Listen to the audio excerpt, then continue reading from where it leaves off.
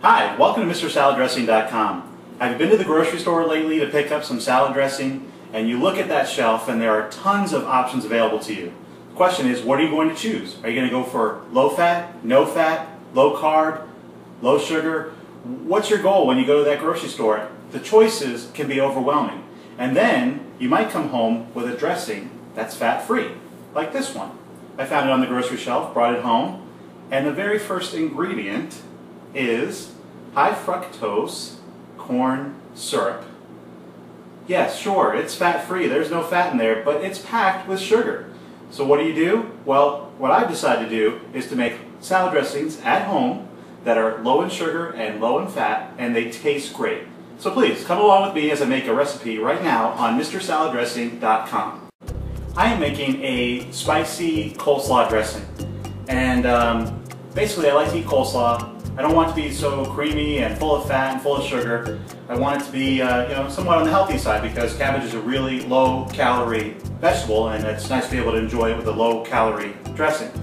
So I was thinking, I used to have coleslaw a long time ago, and I always wanted to add a little bit of hot sauce. I felt like it gave it a nice flavor.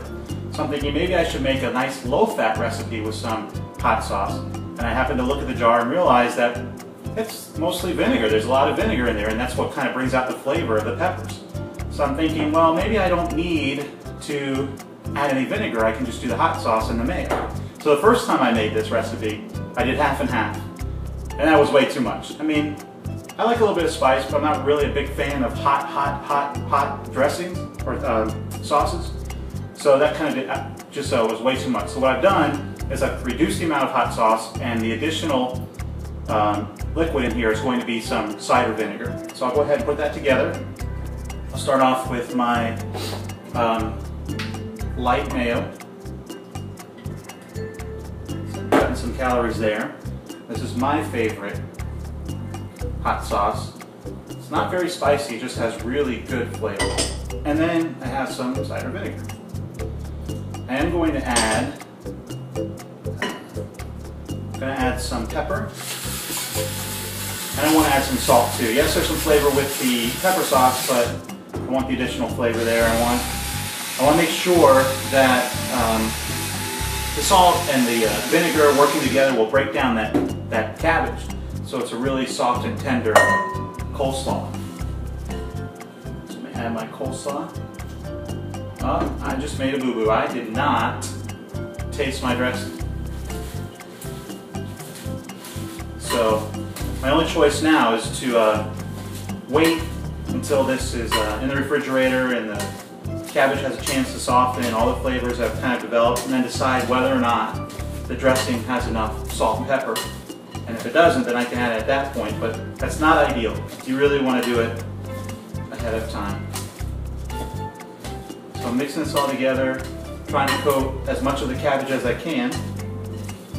Like I said, I'll put this in the refrigerator and give us a chance to go get nice and soft and taste like coleslaw like we all know and love. So it's all mixed together and salad is served. Thank you for watching MrSaladDressing.com. You've just watched me make another salad dressing recipe. So what are you going to do? Are you going to go home and make it yourself? Are you going to go in your pantry right now or your refrigerator and pull out those ingredients and throw it all together?